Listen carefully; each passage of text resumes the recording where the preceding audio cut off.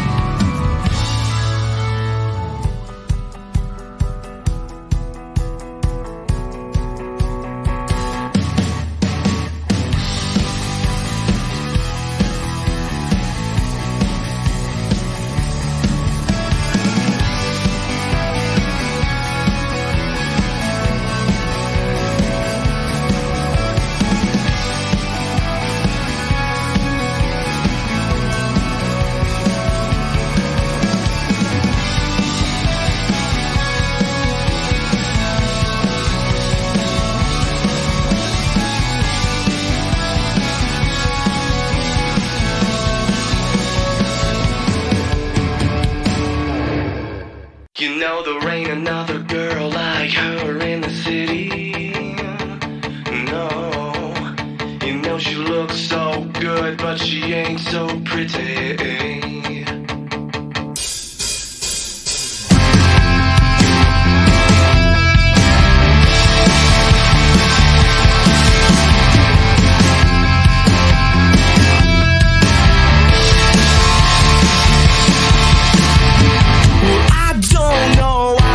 Feel this way, but I'm the ride she's driving insane. And don't you know you oughta pump the brakes? I can't tell you why don't you let it go. I'm the line and finally I'ma let you know you're somewhere in between my legs. Hey, you know there ain't another girl like her in the city. Yeah, you know she looks so good, but she ain't so pretty. I can't believe I rode so long with this whole time you riding me wrong. And don't you know you oughta take a risk, try your best, give it to me straight, and don't deny or reply, I don't wanna wait. We're at the end of the road, it's time to let go of everything. There ain't another girl like her in the city. No, you know she looks so good, but she ain't so pretty. So leave me alone before I end it up here on the phone with another reason to be held one night for a while.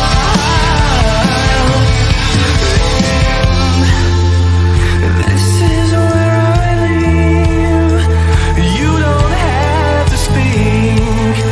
There's no room for goodbyes or desperate lies between the teeth. That's just how it goes. Everybody knows there's no room for your games and no remains. There ain't another girl like her in the city. Yeah, I know, you know she looks so good, but she ain't so pretty. So leave me alone before I end it up here on the phone with another reason to be held one night for a while. There ain't another girl, ain't another girl, ain't another girl. There ain't another girl, ain't another girl, ain't another girl.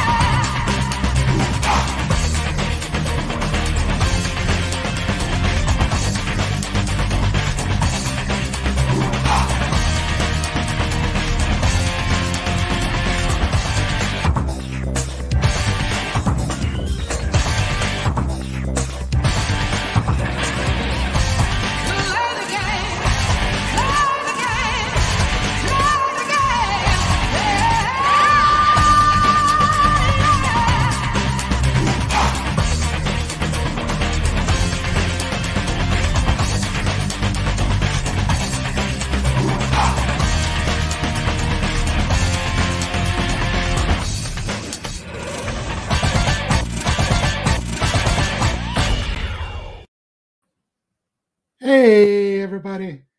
Welcome to the live stream. Welcome to where we are trying to make Mondays great. And we want to make Monday night great. And we hope that you're having a great day after a great weekend. And if you celebrated Mother's Day, I hope you had a great Mother's Day. And if you are a mother, I hope you really enjoyed the day and I hope somebody took care of you. If you're if you ever had a mother, I hope you had a great day. I just want to remind everyone that the chat is where it's at. And if I can find my icons here, the chat is where it's at. Chat it up with each other, chat it up with me and our guest, have some fun with it. The more chats we get, the better it shows YouTube that we're enjoying ourselves. And I hope it will help push it out to others. I hope you're sharing these live streams with your friends. Next week, we have a collaboration group coming in here where several woodworkers made games. So you don't want to miss that. You can always ask a quick question by putting a Q at the beginning of your chat comment. Remember that if you are celebrating something, put an M at the beginning of your chat so I know it's a milestone. I don't care if that's a YouTube milestone, a personal milestone, somebody was born, somebody graduated, no matter what the case, want to celebrate with you, want to have a great time. We are always psyched to see you. Sandy from McKenzie Lumber Mill, I see your excitement, and I think I know where you are, and I hope you're having a great time. Kent Dolezal, forgive me if I said it wrong. Kent, thank you for being here. Dusty Trails, always glad to see you. PJ, welcome. Always glad to have you here. We will get started. I'd like to introduce my guest. They're not in the green room yet. So let's check something else out while we wait. This is a new thing, and I just am going to check the IMs, make sure that Brandon's not having any trouble logging in. And don't see anything there. And don't see anything there. I do have a backup plan, so we're going to have some fun no matter what. Okay, don't see any messages there. All right. Brandon, if you are out there and having trouble, give me a call on the phone or text me or send me an IM on aha. He says he's in. I don't see him. All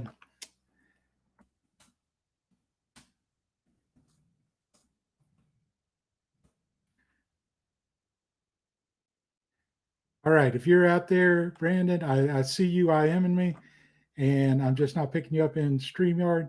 Not a problem. I'm going to invite you again and send that to you on the link on Facebook. I am. So if you will click on that one, if you're using the one from earlier, that was a test one, and that will not get you into this at all. All right, who is enjoying themselves anyway? I hope you're being patient with us. I apologize about the delay, but we will figure this out and have a great time. I will give you a little update. Let me share screen here. I will go over here.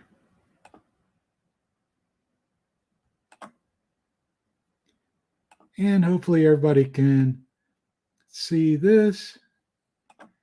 Look who's in Panama. All right. So I'll go here.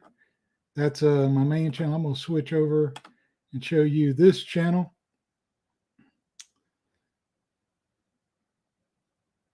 And if you look at this, we are now at 480 subscribers. We are getting there on getting to the point of monetization. I want to get monetized here. We want to take a big portion of that money and do giveaways. I want to give away tools. So let's get there as quick as we can. I'd like to take from the AdSense revenue, I'd like to take 10% of that for 2022 and 2023 and go ahead and commit that to St. Jude's. I think they're doing a great job taking care of kids. And I think we should, if we make any money off of advertising on this channel, let's take 10% and give it to them. Then we'll take another 40% and we'll put that directly into tools to give away. And then 50% to upgrade equipment and so forth initially. So that's my commitment for 2022, 2023. That's the split we're going to go with. If you can help me spread the channel, get more attendance here. Subscribers is not what we need. We don't need subscribers that don't attend. We need subscribers that show up. So I appreciate your support always. And let's bring in our guest. Hey, Brandon. can you hear me? I can. Can you hear me? Okay, I can hear you just fine.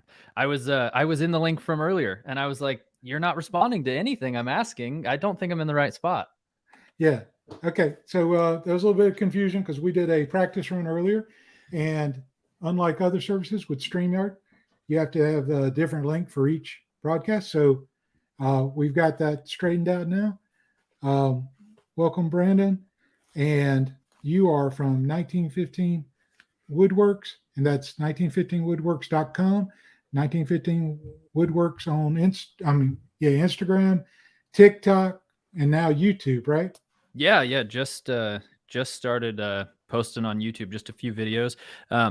My microphone setup, is it okay? One of my components isn't working right. So can you hear me okay? I hear you just fine. Perfect. Our audience, please, anybody watching, please let us know if you have any issues hearing it. So I'm glad to have you on. I apologize about the confusion on the links. No, that's my bad. I'm sorry. But we're here now. We're gonna have a good time. Yeah, you did a great job of keeping it going while I was trying to figure out how to get in. Well, my backup plan is the first guest that doesn't show up at all, we're going to spend the time, we're going to go over analytics. And I'm just going to go through every analytics and explain it how I understand it. And that's my backup plan anytime somebody doesn't show. Well, I appreciate the people who have stuck around through this and lived through the technical difficulties with the highlights. Let me know, folks, in the chat too, if you like the music playing at the beginning. Would you rather there be more music or more highlights, or more of a mixture on the countdown? Appreciate that. So, Brandon, where are you at? You're in Oregon, right? Yeah. I am in a small town called Cresswell, just about 20 miles south of Eugene. So it's a little town, but I like it here. Have you always been from Oregon? Yeah, never left. Well, nothing wrong with that. Oregon's a beautiful place. Yeah. And what's your background? What did you do before you got into video creation?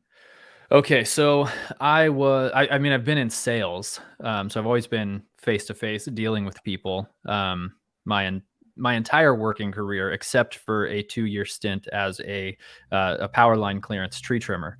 I tore out my shoulder in a tree trimming injury and went back to sales. The last 4 years, I was working for a roofing contractor as a sales manager. But yeah, I mean, I've always had a sales background and just working with people, and that's video creation came really naturally in terms of talking to a camera. And so I hopped on TikTok. I didn't ever really have success anywhere else.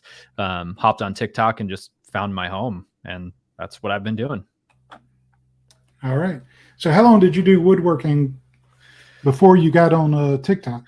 As far as the stuff that I'm doing right now, not maybe a year prior to that, but as far as woodworking itself, in high school, I was the president of VICA, the vocational classes club. So I've been involved in wood shop and metals and the vocational type interests since I was in middle school. As a homeowner, I bought my house when I was 22.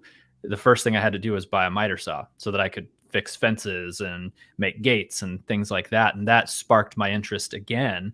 And as I continued doing around the house projects, I then bought a table saw, and it was just all the little things that I wanted to do since I hadn't had a chance to do since high school. And then I just got back into it, and little by little, it turned into what it is today. Awesome. And why TikTok? If you follow me, if you get to know me, I'm very really short attention span. So TikTok works really great for me because I don't have to think about the content in any massive way. I can, if a thought hits me, I can get it out right away. And that's really what TikTok is for. It's short form content. And so if I have an idea, I can shoot it immediately and upload it right away. And so it just works really well for my personality and my creation style. But I've learned that as I progress forward, I'm trying to think my videos out more, just to give higher quality content, whether it's on Instagram, TikTok, or YouTube. I'm trying to be less, in the moment and trying to actually plan things out. Yeah. So that being said, you talked about the short content. It's in the moment. It really feeds the appetite for those who like that short attention span, quick hit videos that are addictive, right? Yeah. It's you can make 5 videos a day, and there isn't a YouTuber in the world who can make 5 videos a day. Yeah, at least not long form. They could make YouTube Right. shorts, right? Right. So, you're obviously from your YouTube channel, you've tried some shorts. Are they the exact same videos that you posted on TikTok, or are they slightly different? Yeah, for the most part, I've just been pushing the same content. Some videos perform okay. Nothing performs like it does on TikTok. But I just signed up for Splice, which is a video editor app, and that will allow me to put content without a watermark and then just put them on all the platforms. I've noticed that if it's a trending theme right now, if a video has a watermark, say like Instagram Reels don't get pushed as heavily if they have a TikTok watermark. So being able to create a blank video and push it to all the social media platforms is great. But I also want to make sure that I'm giving the YouTube audience a different thing. I don't want to think of YouTube Shorts as just a secondary upload. I also want to make content just for YouTube Shorts moving forward, because you need to reward all of your followers with individual content. You might follow me on TikTok and never look at YouTube. So I want to make sure that I'm rewarding all channels need to get attention. Otherwise it's faceless. And I don't want to be that. I want to actually care about everything that's going on, across all platforms. So I'm going to try mass uploads, but I'm also going to make sure that I give each platform individual attention. What's your plan to try to transition your followers on TikTok to be subscribers on YouTube?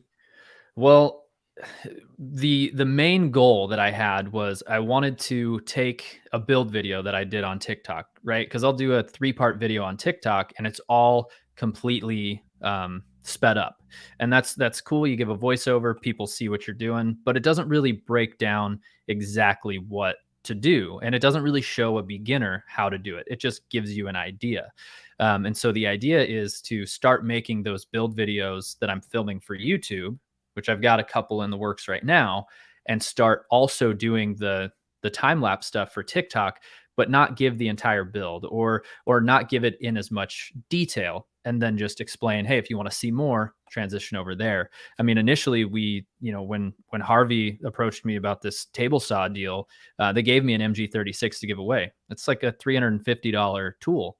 And I tried to push people over, and I was like, hey, $350 tool for free. Go follow me over on YouTube, and that should drum up some of a following. And it's working. There's about 600 people or so that are following now, and just started this push about a month ago.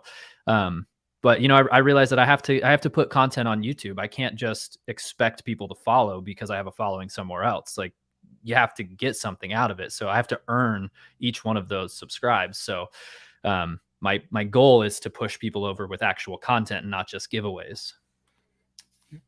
So talk to us about this sponsorship. Is it a sponsorship or was it free tools? What So kind of deal is it's technically, I mean, by like law, it's a sponsorship, but it's a brand ambassadorship. So Harvey and I are working together in the sense that it's non-exclusive. I can use other tool brands. I don't even have to feature this table saw on my account anymore after I've done the contractually obligated video posts. So there's a few different ways that these sponsorships or ambassadorships work. Specifically with Harvey, I'm sent the saw. They want my honest opinion. I go back and forth with tech support, tell them what I like, what I don't like, if there's anything that I need help with so that I can answer some questions maybe other people have had. And the goal is that I will create a review and I will create an unboxing video, which I'm in the process of doing the voiceover for right now. And the goal is I create content, they send the saw. So that table saw was given to me, but there's no expectation of what's said. There is an expectation of how many videos are posted, but I can say whatever I want, and they want honesty and transparency. If I don't like something, they want me to say that. One, because it builds credibility, but two, they want people to understand what they're getting into. If I just say it's the greatest tool in the entire world and everybody should buy one, then when they get it, if there's something that's not as good as it maybe sounded, now they have a complaint. Where if I just lay everything out and be honest, then when people get it, they have true expectations. And that's the type of deals that I want to work with. I've never been asked to say specific things, but I have been told what somebody wants to see in a video. And for me, I don't do commercials. That's not what I want to do. I'm helping my followers pick tools based on my recommendations. I'm not filming commercials for people that say what they want me to say. Yeah. So you got started on TikTok, and how quickly did it grow? So the first 25,000 followers came in the first couple of months. But that was, with TikTok, it's all about repetition. So I was posting 3 to 5 videos a day. And when you do like I started a series at the very beginning called Woodshop Tips, and nobody had used that hashtag on TikTok when I started it. Now it has, millions of views on that specific hashtag. But I started a series called Woodshop Tips, and I probably have 40 or 50 of them. And the majority of those were shot in like 3 weeks. And it was all these little tiny tips that I'd thought of or things that I'd seen that I'd implemented in my shop as a quick short video. But that's just so draining. So I got 25,000 followers right away. But then the last, 11,000 have taken a year. And I took a few months off. So I just started posting again a few months ago. I basically took the entire summer and fall off of last year. But the growth is slow, but it can be really big. And that's why TikTok is such a weird place. You could post one video and have 1 million followers tomorrow, or you could be like me, I've grown a very loyal following over the last year and a half, where I see the same names commenting every day. And people that are fed my content are actually engaging. And I think a smaller following, right around 40,000, like I have, is so valuable when it's been earned and not just given off of one video. Yep, absolutely. Oh, we got a milestone here. Justin's Woodworks. Someone has given me a shop model table saw and a bandsaw. That's awesome. That is awesome. We celebrate with you. Yeah, if two I of the had most confetti, you'd get it. Yeah, those are 2 incredibly important tools in my shop. Yeah, you can make a lot of items now, Justin. So, what kind of projects do you enjoy making, and are you making are you going to make project videos on YouTube? So the project videos that I have coming up on YouTube, one of the most fun that I've had building anything recently is this massive table for a Pokemon tournament. So there's a card store down the road from me, and they had commissioned me to build them a tabletop. And on this tabletop, it needed to be circular, and it needed to have cutouts so they could put the prize cards. If anybody's familiar with how to play the card game of Pokemon, there are 6 cards that sit on your left, and those are the prize cards. And every time you take out an opponent, you get a certain amount of those cards. And so they wanted to be able to live stream tournaments. And so we inlaid acrylic so they could shoot from underneath and have the live stream going, so you could see who had what cards in their prize card section. And the build on that, because me and my daughters and my girlfriend, we play Pokemon together, doing that was so much fun. It was this massive, 2-inch thick ash table that was 38.5 inches wide. And it was challenging. The inlay had gotten messed up on the first one, so I had to rebuild the tabletop. But tables and furniture are what I like doing right now. But that specifically, it introduced some things I hadn't done before, and not to that scale. I'd never done a 40-inch wide tabletop before that was a circle. I like being challenged, and that's what I like to do. Awesome. I did just put a link to your YouTube channel in there. From his YouTube channel, there's a link at the top banner that you can go over to the website. And I assume from the website, they'll be able to access TikTok. I can't remember. Yep. Yeah, it's all there. And what do you sell on your website? 1915woodworks.com. So I don't really sell much on my website. I set up the website with one specific goal, and it was to add legitimacy to my business. I wanted a business email, and I wanted local real estate business for furniture or for cutting boards.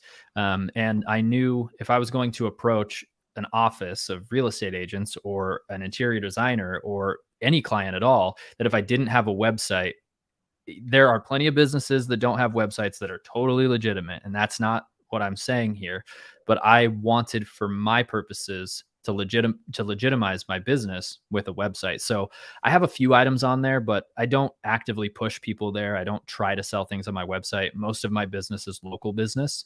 But I have had followers reach out. And so, I've put things on Etsy before. I've put things on my store, and I've made enough in the first, couple of weeks of the site being open to pay for it for a year or so. So it's just an expense that I have to have, but I don't really push online sales very much. I'm trying to service the local market as much as I can, because I like building things that aren't necessarily easy to ship. Yeah, we had TFT. I forget the rest of their name. We had them as guests, and they make and sell a lot of small items, as well as cutting boards and stuff. But making really small items opened up doors to be able to ship pretty much anywhere at a really low cost, and they can sell a ton of those little items. Yeah. But if you're making larger things like furniture, that becomes a challenge, and you can't flat box it and expect all consumers to be able to assemble it. You can if you take time and think out a design. And that was one series I did on TikTok recently. Was I knew that I wanted to start selling more furniture with the intent to ship. And so I brainstormed on TikTok for, 2 or 3 weeks of all these prototypes and all this design work to get a table that I could flat pack. And so I came up with this modern design, and it went through a few different iterations, and I broke one intentionally to see how strong the joinery was and the shape and whatnot. And it all came down to, I can ship a table. It's a standard coffee table, 21 by 48 or 47 and a half. And I can ship it for about $50 to $75 anywhere in the US. I got the boxes custom made, and they are 5 inches deep, 48 inches long, and 2 feet tall.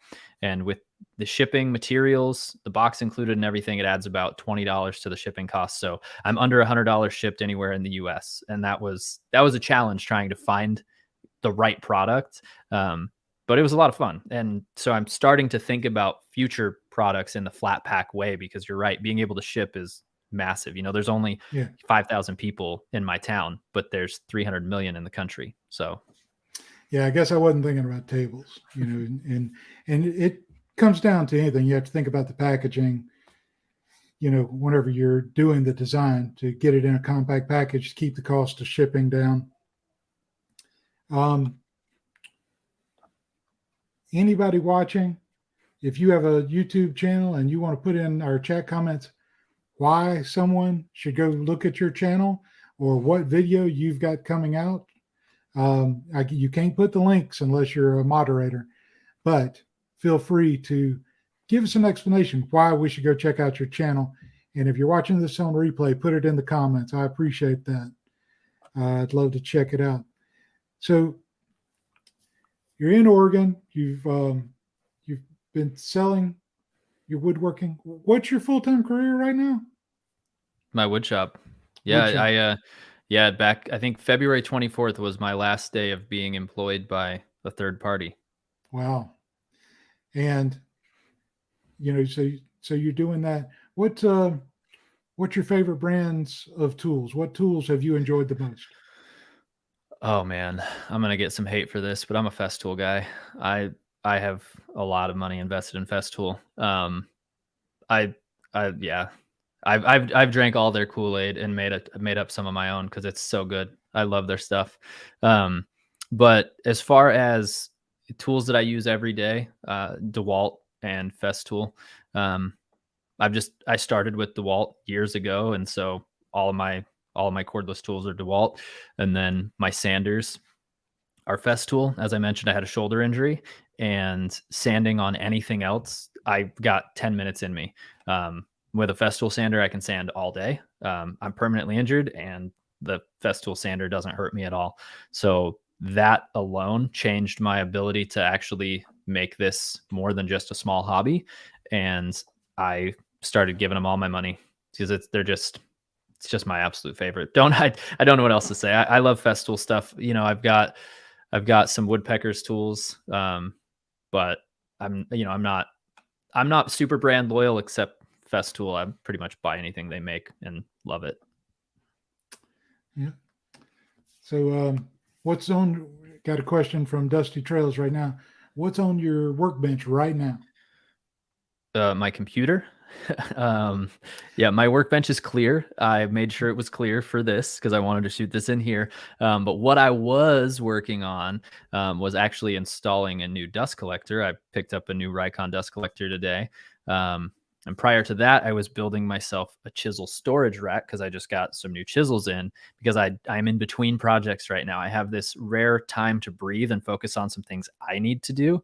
I've got a big build that's coming up next week, which will be a modern, those like entertainment dog kennels that have the dogs below and then your TV on top.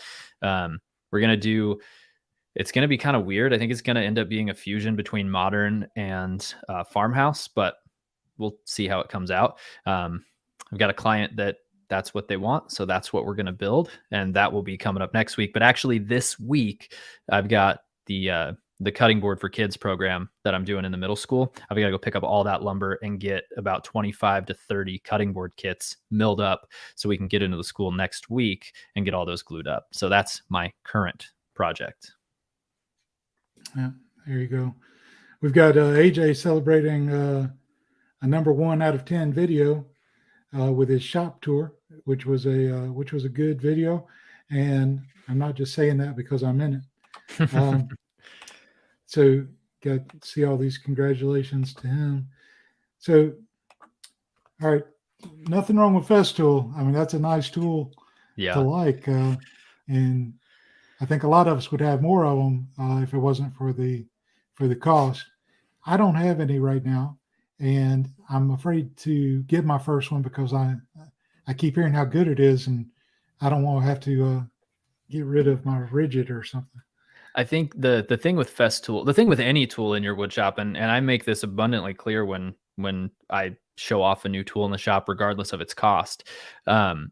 If it's your business, Festool makes sense. If this was just a hobby, it would be really nice to have, but it wouldn't necessarily make sense. Now, to that same extent, there are musicians out there who never play a show in their entire life and own $10,000 guitars. So what you do with it, to what professional level doesn't really matter. You can do whatever you like, but if it's, for me, they've all paid for themselves time and time again. So essentially they make me money. They don't cost me money. But if I was only a hobbyist, it would be hard to spring. I bought a Festool jigsaw because I needed a true cut on that tabletop.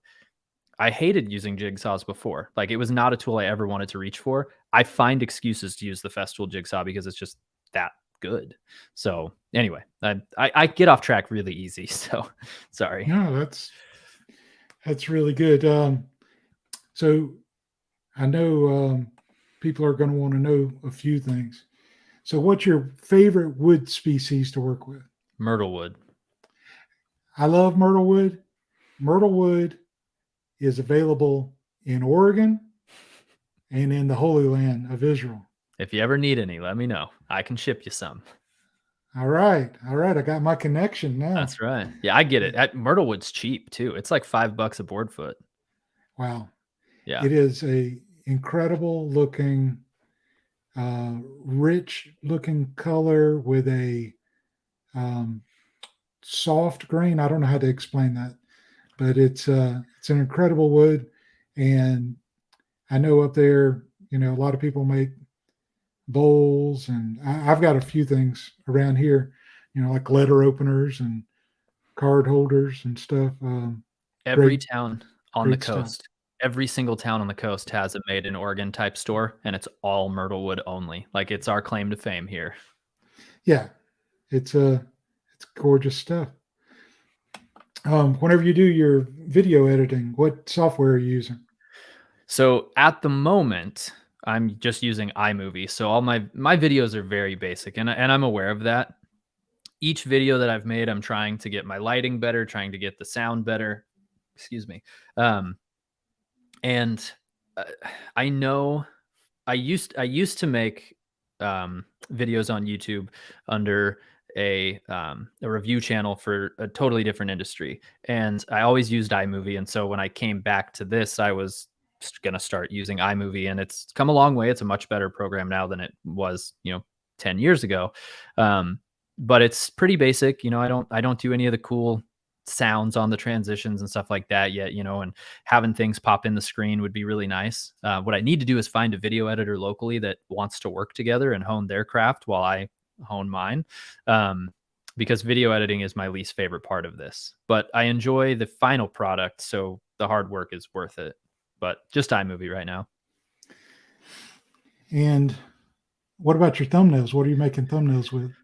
Well, I could do a better job with those, let's be honest. But my thumbnails, I'm just doing on Instagram. I just go into the story, and then I can add the text and stickers if I decide to do that, but I haven't yet. But yeah, just Instagram stories. That was a tip I saw on some YouTube channel when I looked up like how to make a easy thumbnail.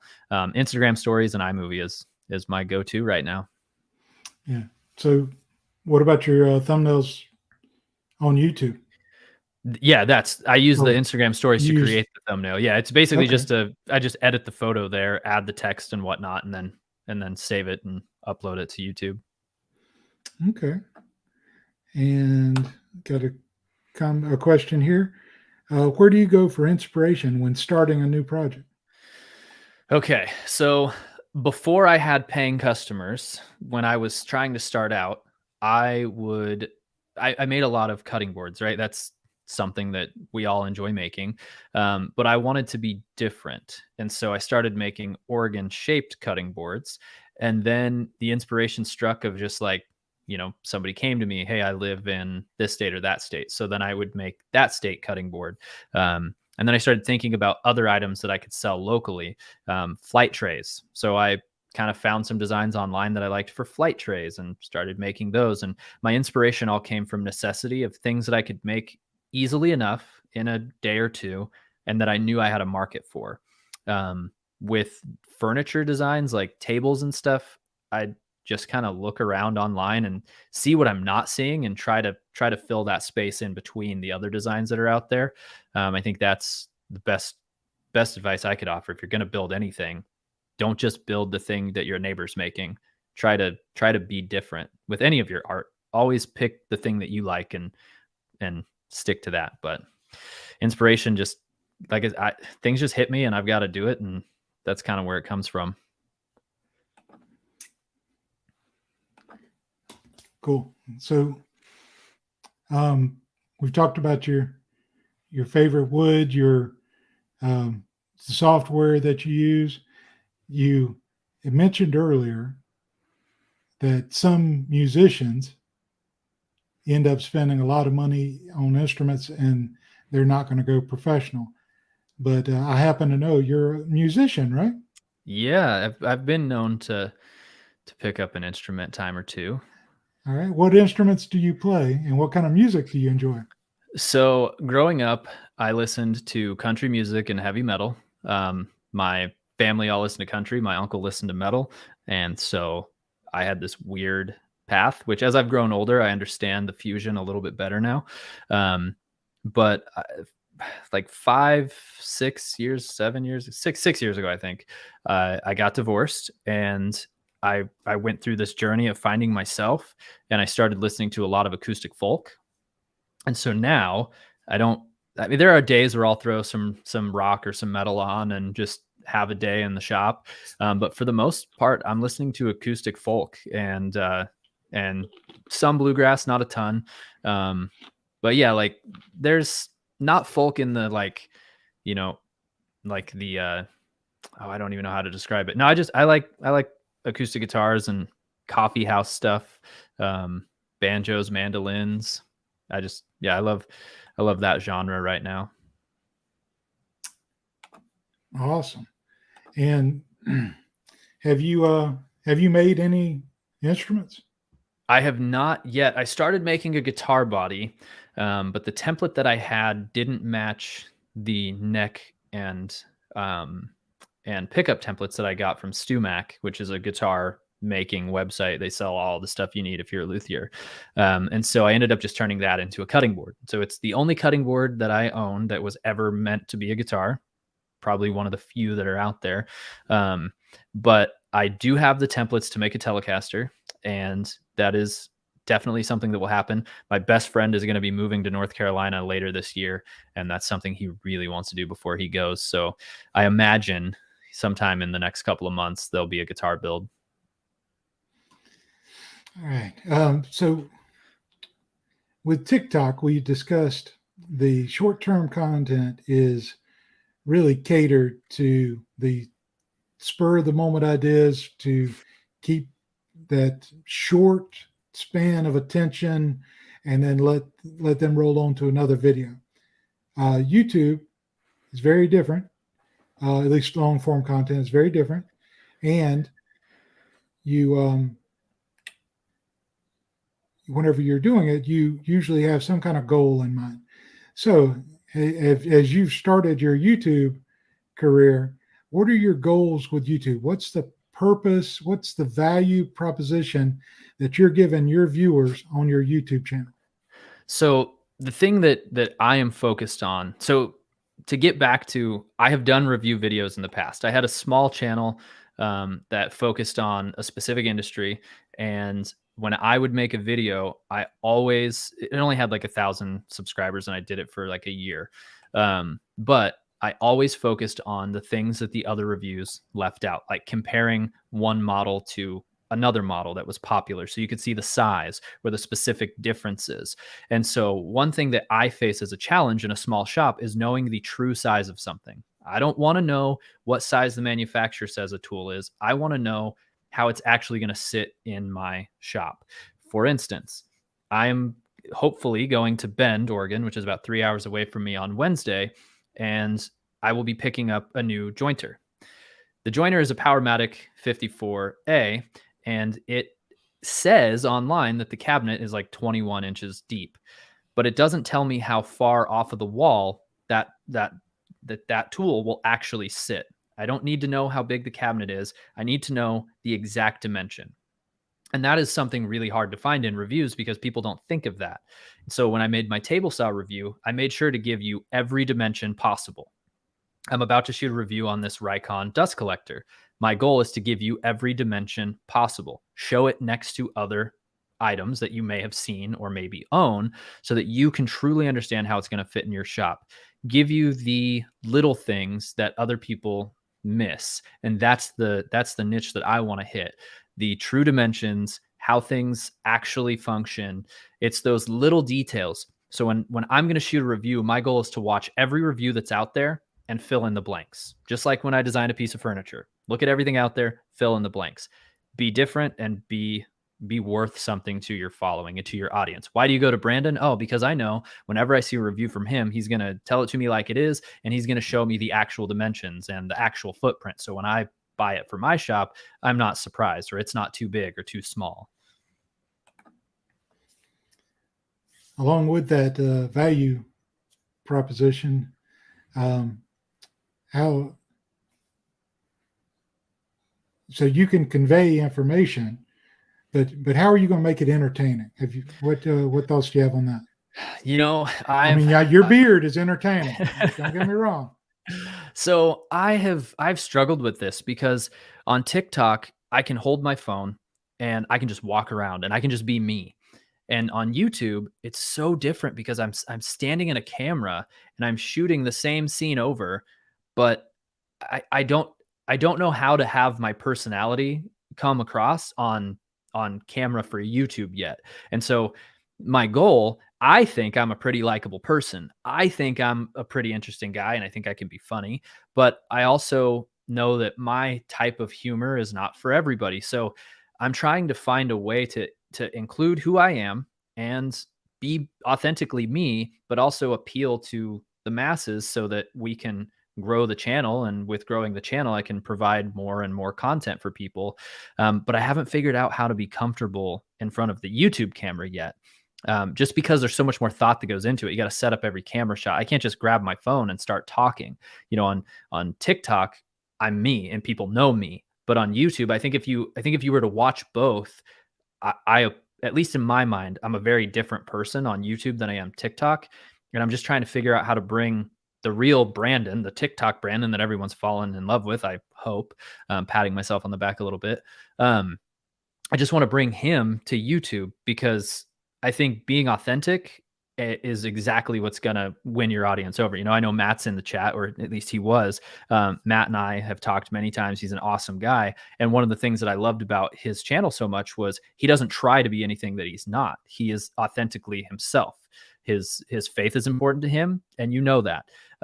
He is not a professional woodworker that has been doing it for 70 years. He's a guy that started, and he's very honest with where he started, where he's at. He doesn't hide his mistakes, and that's exactly how I do things. You know, my followers tell me all the time how much they appreciate that I showed the truth. I didn't just make it look like I was some amazing woodworker, that I'm always able to show the mess ups, and that's important. So I think trying to figure out how to bring my authentic self and still be entertaining enough is the challenge right now.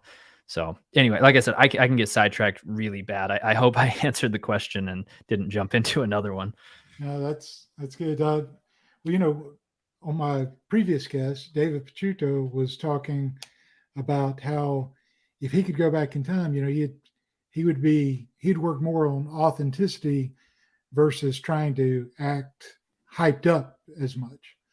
And then Nate from Channel Makers, whenever he was on here, he talked about how it's like being on stage and you're the actor and the director is telling you, you know, I want more, give me more.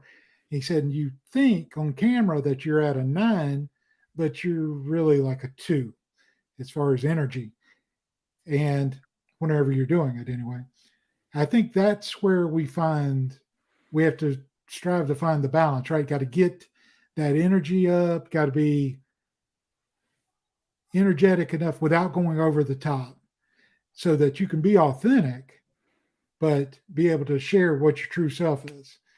You know, if you're not naturally a 9 on the energy level, then you're going to come across fake if you get to that point. Yeah. I believe I am myself, although I know, just like anybody, you know, you have your customer service voice, right? I know that when I talk to a camera, there is a difference in tone. There's a difference, right? Because you are now presenting. I'm not going to not do that, but I also don't want to do, like you said, I don't want to pretend to be a 10 if I'm every day a 1. You know, I don't want to set false expectations and then, you know, try to live up to those. I'm going to just be me. But there is a sense of customer service voice, if you will, right? There is that, like, I don't put on an act, but I do bring it up a little bit, stand a little more straight, and try to sound a little more exciting, because some days if I don't have coffee, I make TikToks in the morning sometimes and I delete them because I'm like, yeah, that guy's boring. He's about to fall asleep. But once I wake up and get going, it's a lot more entertaining, I think. Yeah. All right. Got a couple of questions. What's the next big tool purchase?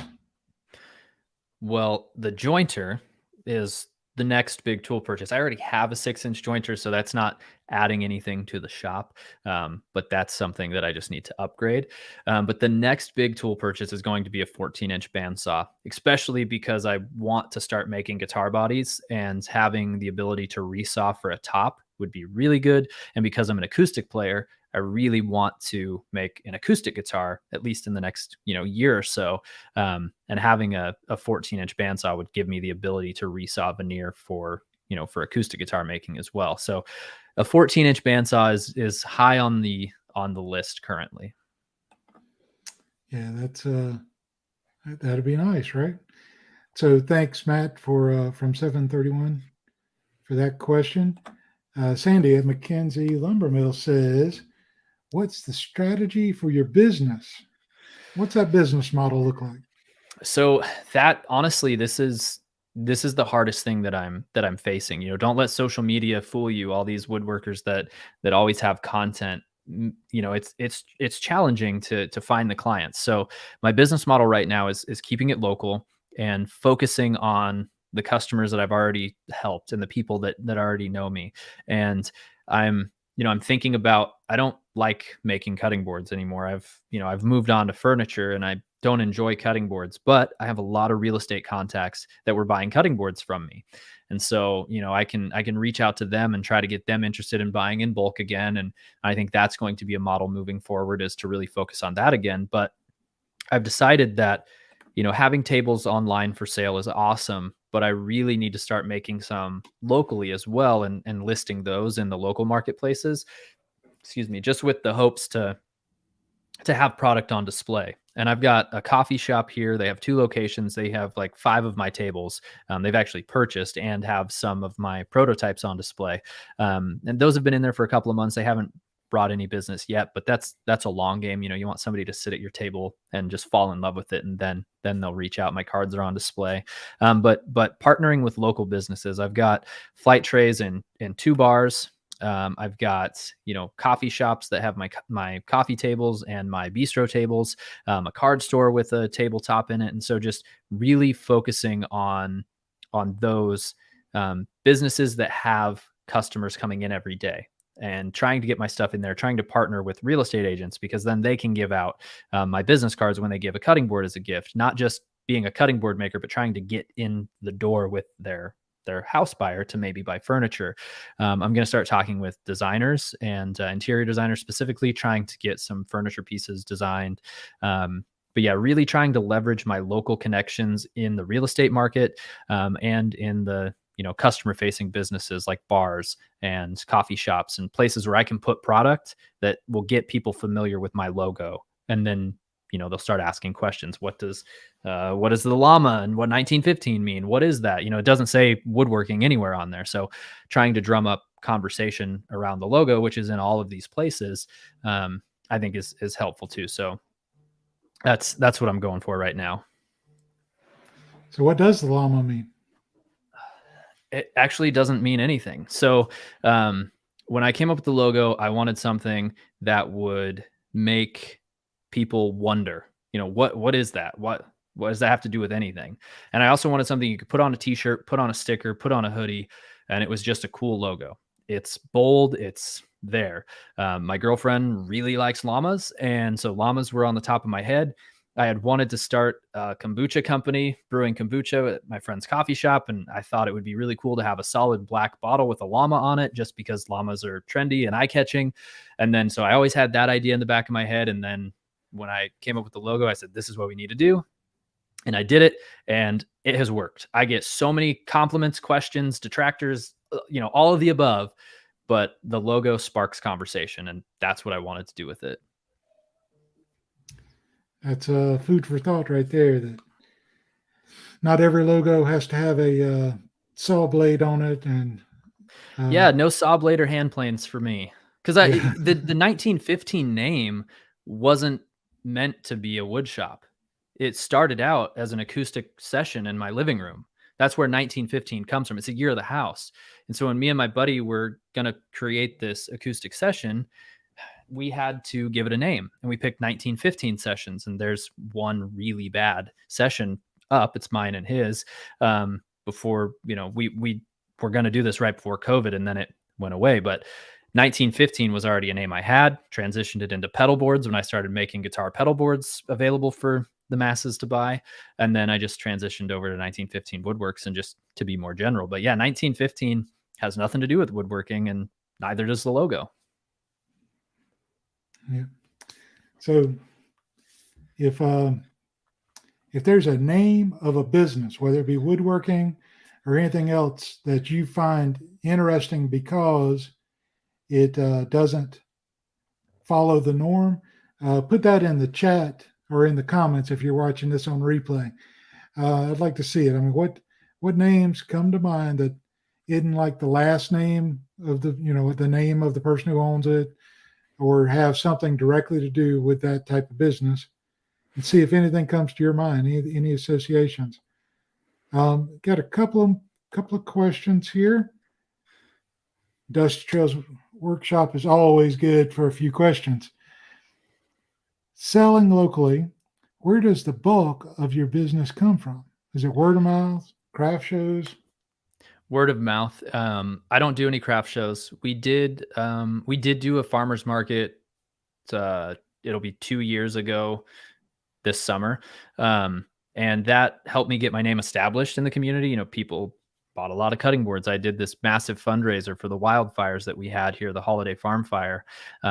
And I started making organ-shaped cutting boards for sale, and I was donating 75% of the sale price, and we donated almost $5,000 to the United Way, and they, that was who the trust upriver had wanted, and so that's where we put our funds, and it really helped establish me in the community as, one, a charitable person who did a good deed for the community, and two, this guy that is a woodworker.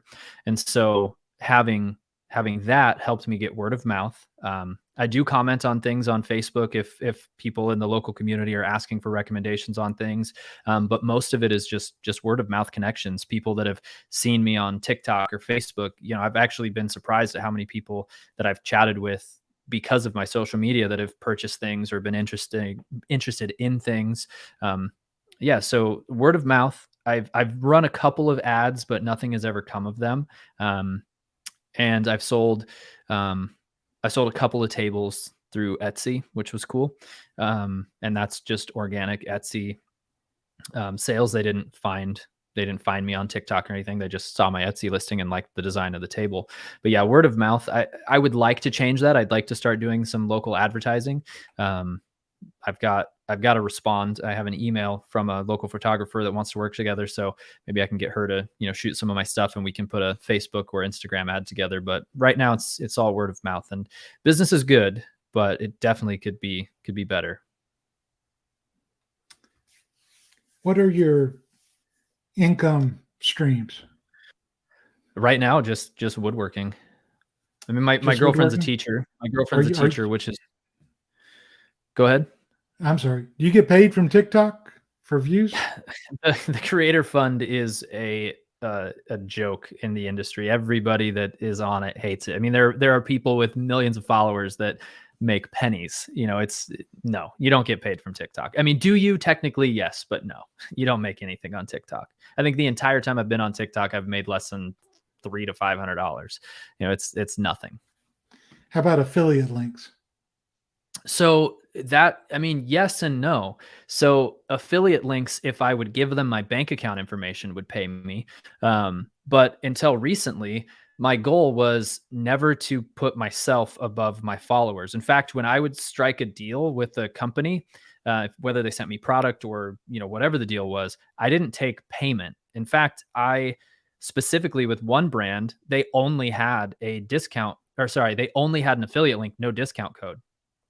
And I was really bummed, and I really tried. I said, can we get a discount code instead of an affiliate link? I don't want money. I want my followers to be able to save money. So, like Walrus Oil, for instance, I've been working with Walrus Oil for, well, since those wildfires. That's when we first got in touch, and they started supplying me with Walrus Oil. And then they just liked my personality. Me and the owner got along well. And then we officially made it official 6 months or so ago. But we'd been working together, and I'd had a discount code forever.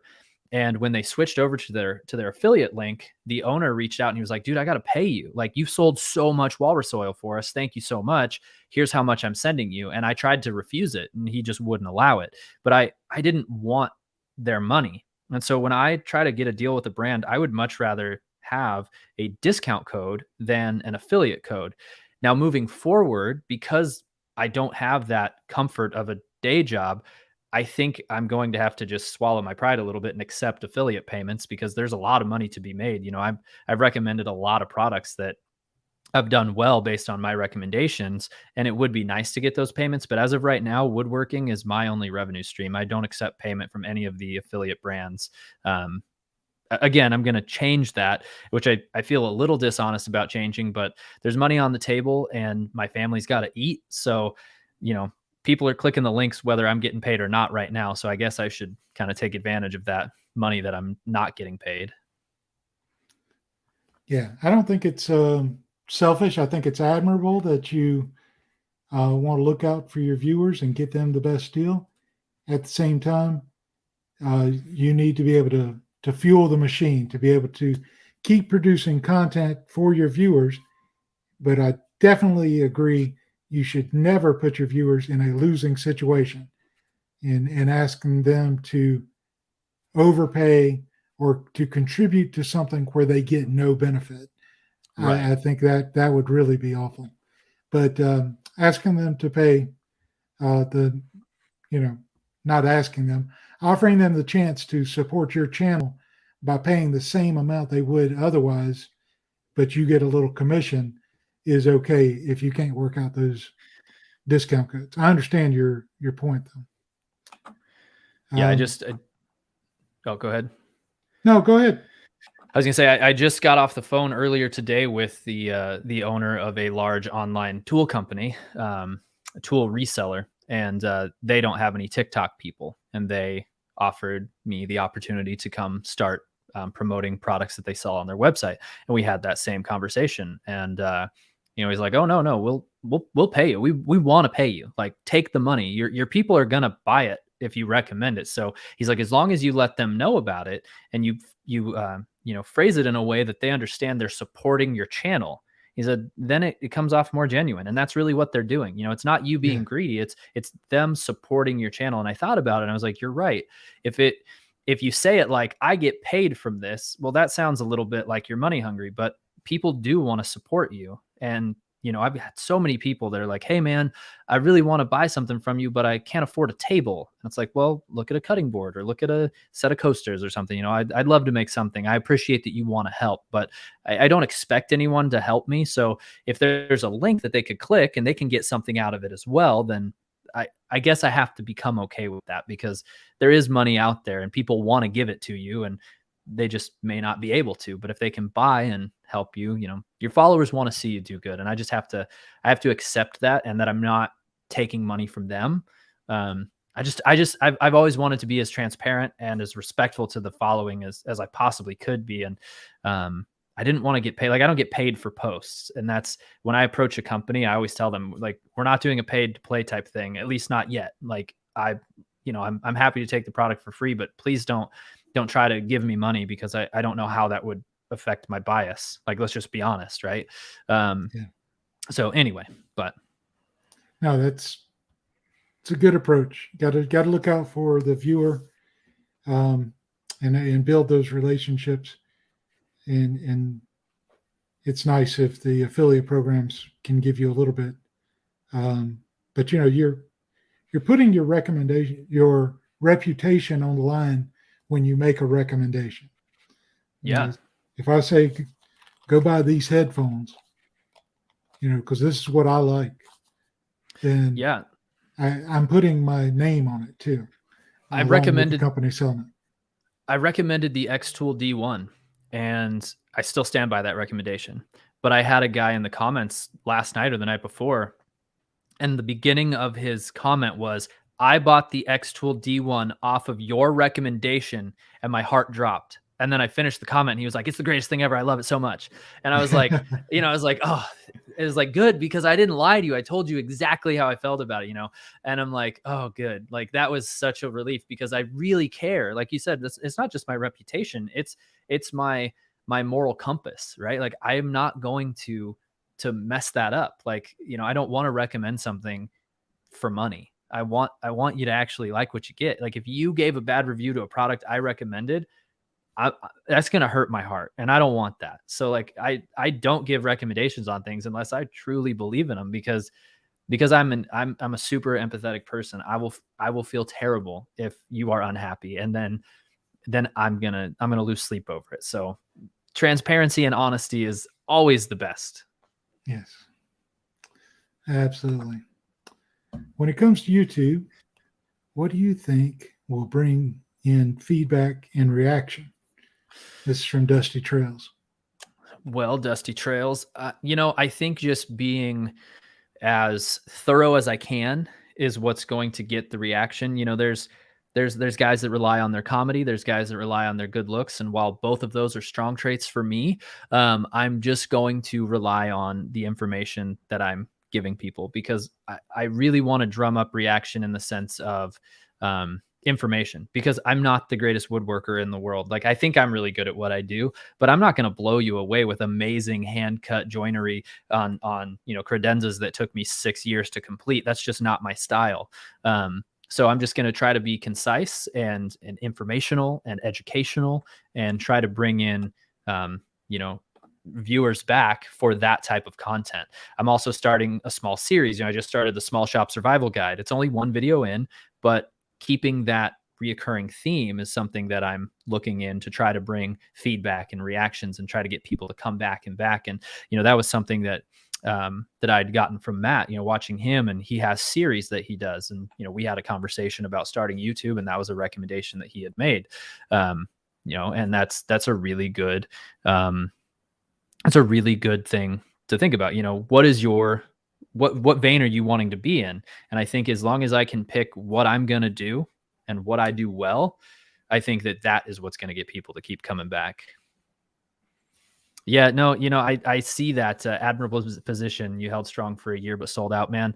I just got a free table saw from Harvey. So like, I'm not above taking stuff, and I'm definitely willing to take tool sponsorships and stuff in the future. But for right now, I'm trying to hold out as long as I can. I have nothing against anybody that does it. Cause like who wouldn't want to get paid to talk about stuff you're already going to buy anyway? Yeah. That was in reference to John's comment from Lincoln Street Woodworks. Hey, John. All right. So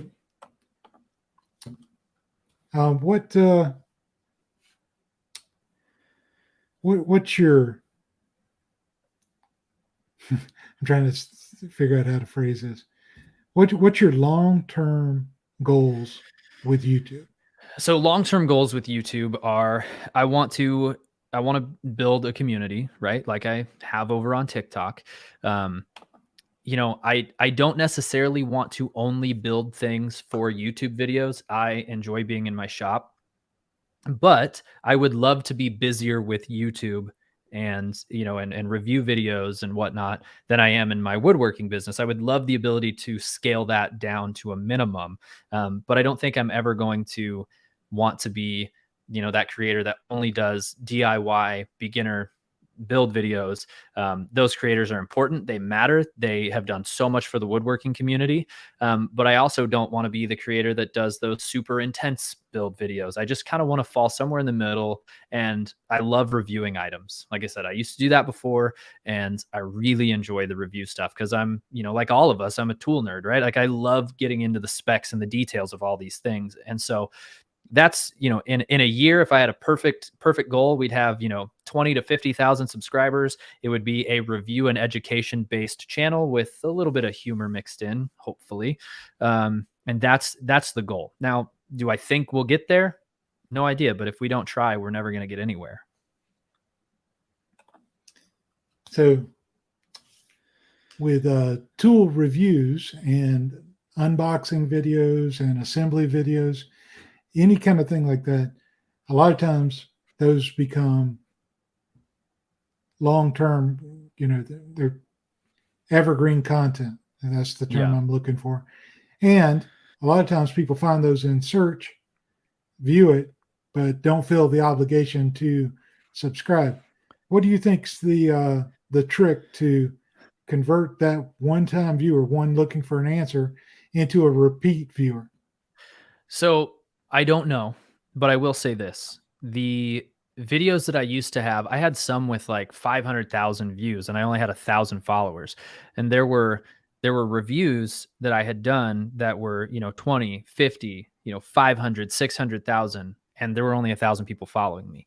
But I think if you only do tool reviews, then you really have to post a lot of tool reviews to get people coming to you as a tool review channel. I saw you had the Tool Bear on here, and that's one thing. Like, I go to him to watch his content and to see what he's talking about, tools I don't even care about, just because I like his personality and I like the stuff he's talking about. But if I focus on too many reviews, then I'm going to get put in a tool review genre where people don't come to me to watch build videos. People don't come to me to have advice. They only want to see me talk about tools. If I only do build videos, then when I do a tool review, it's going to come off like I was paid to make this review. So I don't know how to get those people to convert, but I think I have to just offer a diverse point of content or stick to one. And I know that I want to do multiple things. I want to do build videos, education, and tool reviews. And so I think I don't know. I don't even know how to answer that question. I'm sorry. I'm just going to talk in circles because I don't know. If I had that answer, I think I would already have 1 million followers. Yeah, no. I mean, it's a little bit of speculation there, but there's something valid about it. The experts continue to tell us that part of making successful videos and drawing people back is telling a story in your videos. Sometimes that is challenging for woodworkers, tool reviewers to work in that story.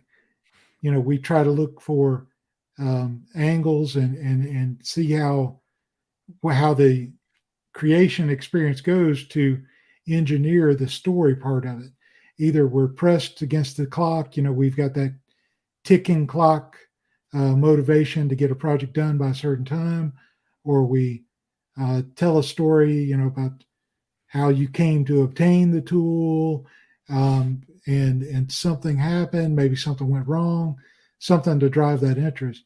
It's always a challenge and an opportunity on YouTube to take what could be a 5-minute Google search and turning it into a 12-minute video that's going to try to keep the viewer's attention. Yeah, and that's I think true. I think one thing for me that I'm always going to tie in, no matter if it's a tool review or a build video or anything, is the size of my shop. Because, me, Lincoln Street, Matt, there's a lot of guys that have small shops. There's also a lot of people that have massive shops. I mean, Bourbon Moth is an hour north of me, and he has a shop that it's unrelatable to me. I don't have an 8-foot assembly table. So some of the builds he does are not things that I'm interested in making, but I watch all of his content because I love his sense of humor. Like, we would be great friends if we ever get a chance to meet. And that, if he ever watches this, I'm just an hour south of you, man.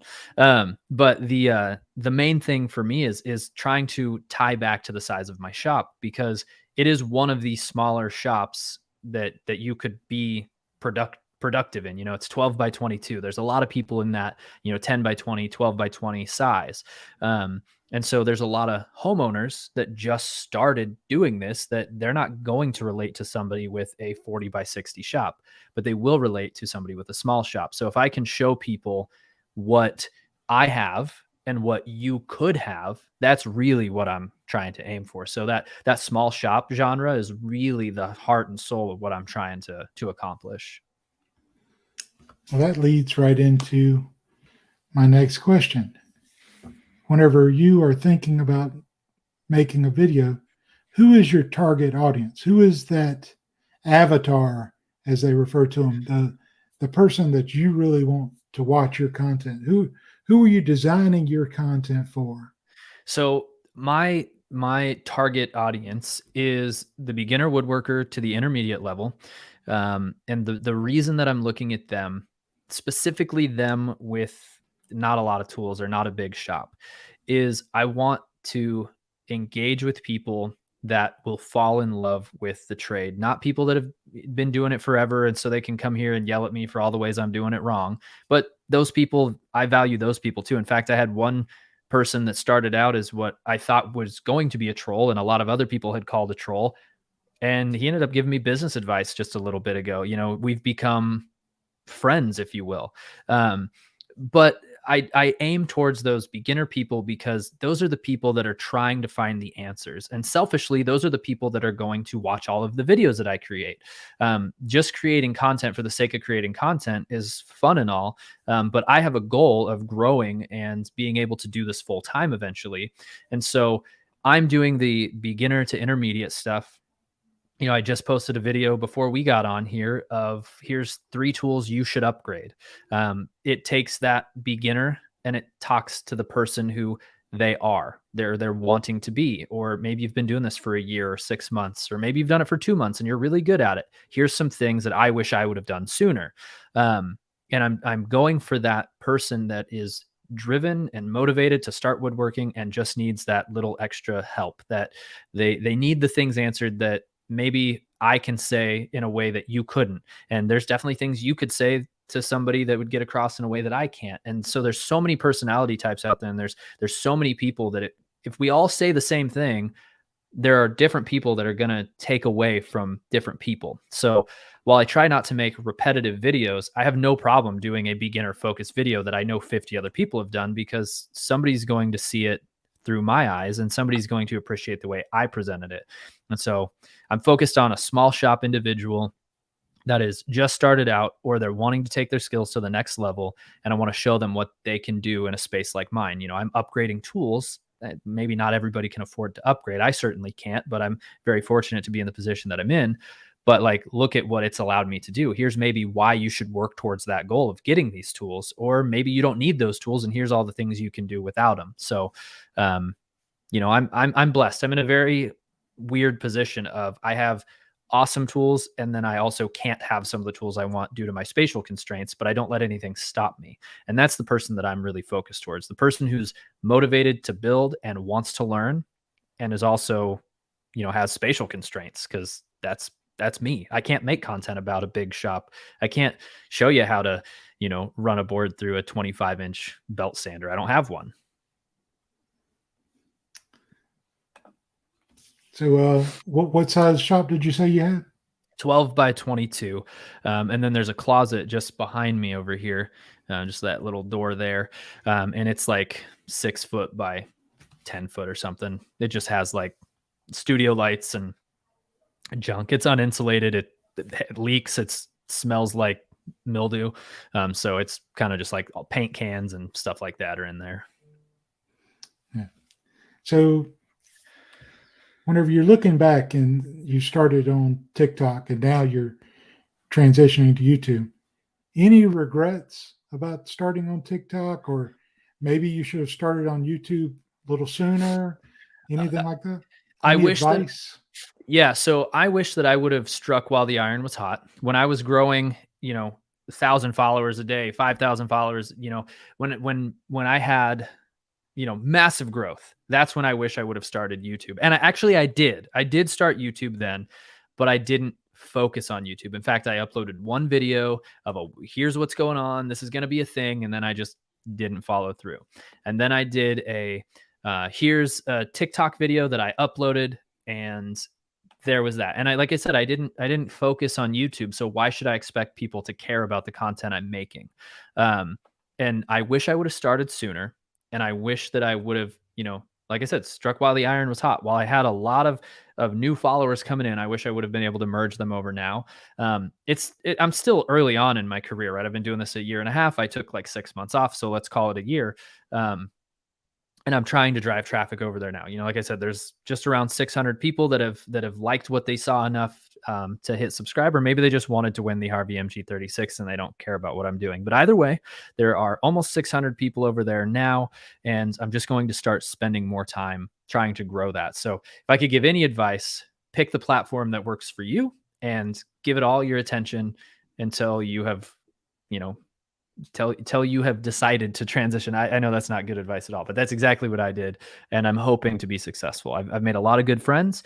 I've been in contact with some people in good positions in terms of YouTubers and TikTokers and Instagram people. I've picked up sponsorships through TikTok, which I wouldn't have done if I would have, only been looking at YouTube and ignored TikTok, because TikTok that's the people that know me. Nowhere else on the internet knows who I am at all.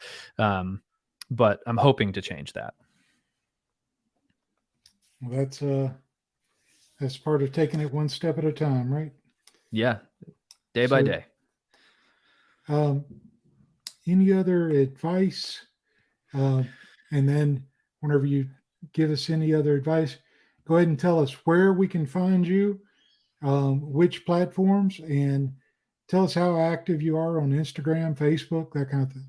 Yeah. So if I could give any advice to anybody, specifically TikTok related, I think the thing that has made me as successful as I have, and mind you, I'm not a massive success. 40,000 followers is a good number, but there's people with millions. But we're gonna focus on me and what I've done, because I'm proud of my achievements. I've just remained true to myself. I keep it positive.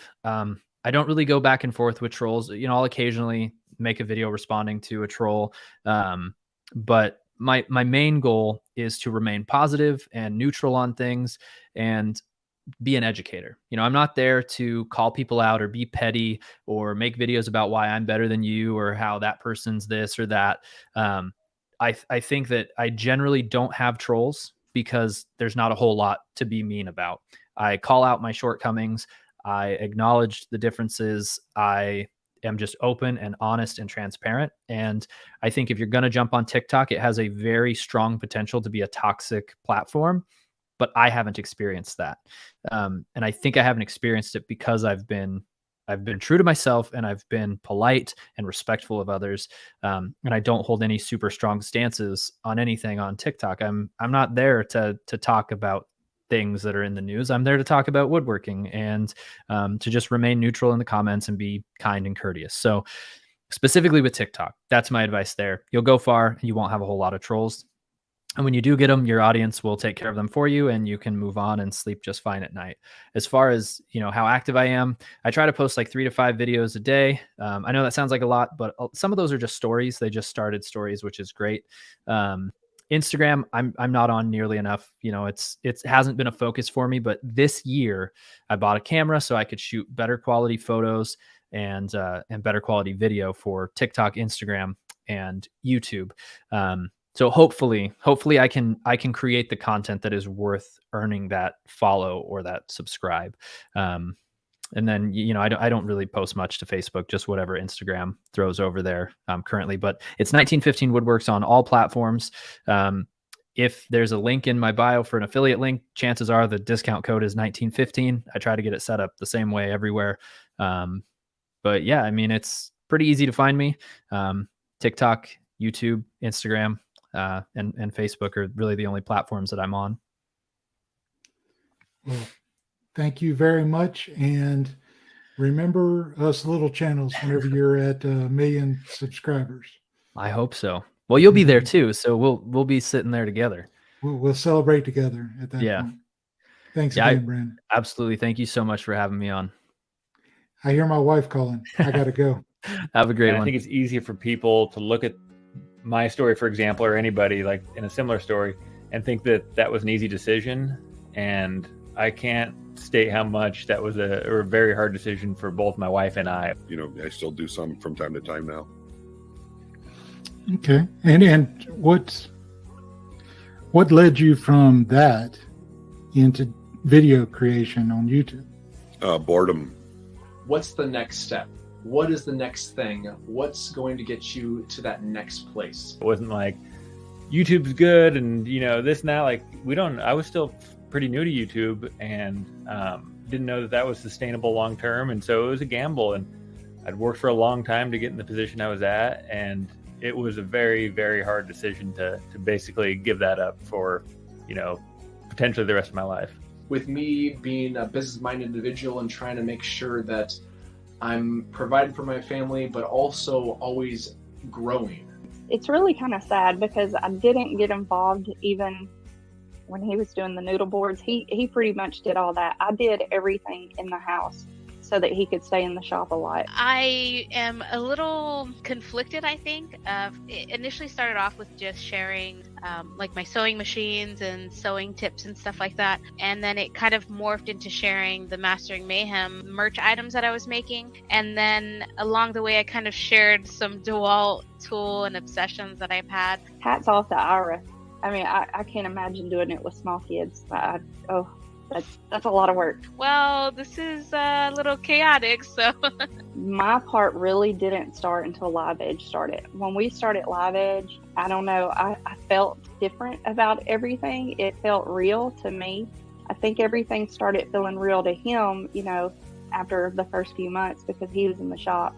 It didn't really feel real to me until Live Edge started. And now I see this as my future too. I don't think I'll be a teacher much longer.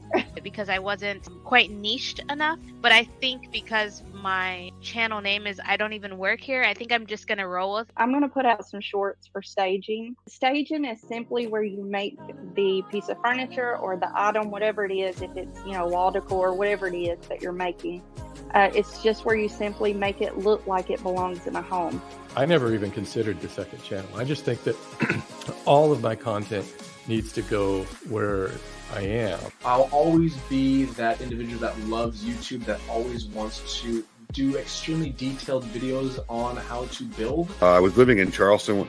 This was back in, we're talking 2013, March 19th, 2013 was when I posted my very first video. So think about what the kid actually wants. Try to come up with projects that are quick wins. Sometimes it's not even really hammering something or sawing something. Sometimes it's just simply gluing a couple things together and then painting it. Like, think like a kid. I had talked to a lot of people in the area trying to find a woodworkers group, any people that were building stuff. Didn't even have to be woodworking, there just wasn't much of it. So a friend of mine suggested making videos on YouTube to reach out to other, meet other woodworkers, reach out to other people who were building things. And so I started checking it out, and that was really cool. I saw, back then it was Steve Ramsey, Mark Spagnolo, Laney Shaughnessy, and of course Matt's Basement Workshop. And they were kind of, those are really the four guys. I call them the four fathers. They're the four guys that really started the woodworking DIY thing on YouTube. Those were the guys that started it all. And then there was Matthias Wandel and John Heintz came along. And about the same time, Jimmy DeResta had started his thing, Bob Claggett, and I started about the same time, roughly within a year span there. We all started right around the same time, and it was just fun and exciting. I put a video up. It was the worst video that's ever been posted to YouTube. If you're hard on your videos, go check out my very first video ever. You won't feel so bad, I promise.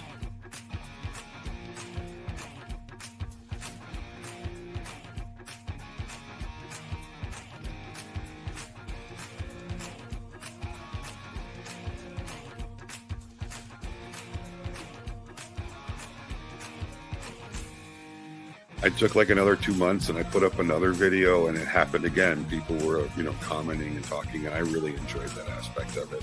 I had done a lot of fishing because I had a lot of free time. So I've been fishing and watching YouTube videos. Saw that there was this gap in the market in the industrial side of making or furniture or other things. You tend to see a lot of things that you don't see in the DIY side. You do take sponsors, especially as a lot of the smaller channel, and there's two ways they talk about sponsorship. Sponsorship is someone paying you to do something, and the other one is getting free tools and stuff. I've had them different times throughout the course of 14 years for different projects and different things that I'm working on. Right now, the team members behind the scenes all have to do with my online courses, but everything else, as far as what I do for my channel, it's just all me. Doing the research is not necessarily going to be the fun part, right? And we had Mr. King on here a couple of weeks ago. He was talking about the research he did before he released a single YouTube short.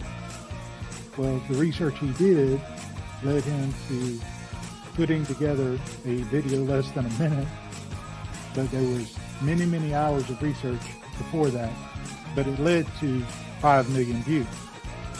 So research can be very important. This is counterintuitive to a lot of the suggestion out there on YouTube where everybody says, just hit record. Just go out in the garage and hit record. And your viewpoint seems to be different than that. What do you say to those people that say, just hit record? I'm glad you brought it up, RT. There's a lot of, I call them talking points that have manifested themselves for whatever reason in the how to grow space.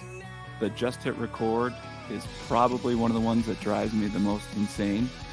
I mean, you can go out and just hit record, but again, set your expectations for what you think the output and the end result is going to be. You get out of things what you put into them. And you may get lucky and you might catch a unicorn, but I'm going to bet 9 times out of 10, if you just go out and you hit record, you don't do any research, you don't have a plan, you don't have a rough script, you don't have a target audience, you don't have value that you're looking to provide. Again, I just think you're setting yourself up for unneeded frustration when a little prep and work up front can pay extreme dividends in the end. And you don't get a do-over when you post the video. Once it goes out into the interwebs, it's done. And you can't go back and redo the same topic right away because then you look like a goof. I'm inspired by this guy. It's a little not fair because he does have a bigger, larger channel, but he has a smaller woodworking channel that's done pretty well this past year as well as in 2020. And his name is Robert Dunn. Authenticity is something that I strive for all the time. I always try to just be myself, but everybody always says that. They always say, well, when you're on camera, just be yourself. But as soon as the camera goes on, you're never really yourself because you're always aware of the image that you're projecting, and then you're going to refine that further when you're editing it. At best, I think most of us are only, at best, maybe 80 to 90% ourselves. There's always that part that's carefully curated. And he's hilarious. I think he is one of the best people in front of a camera in our space. His bigger channel is a car channel. I'm not going to kind of focus on that. But under Dunn, he has made a handful of videos this past year. Not nearly as many as he made in 2020, but he still racked in quite a few views. Especially, he had some videos over 100,000, some over 500,000.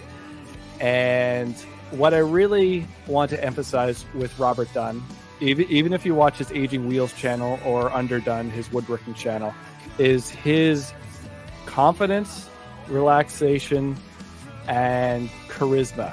And it might... one thing I'm good at probably more than anything else is business and understanding the way businesses work and how to run a business. And I always come at from very much the Moneyball approach. I don't want to hit home runs. I just want to get on base and get on base and get on base. And as far as working to become more natural on camera, that's just time. You just keep doing it. The more you do it, the more comfortable you get at it. And I do think it's important to, as much as I'm not really a fan of saying having the avatar behind the camera, I do think it helps to imagine that you're actually talking to somebody who will be watching the video. Sometimes it's easy to forget that you see numbers of people watching, but you forget that these are actual people watching your video on their phone or on their TV or wherever. And I think it's important to keep that in mind.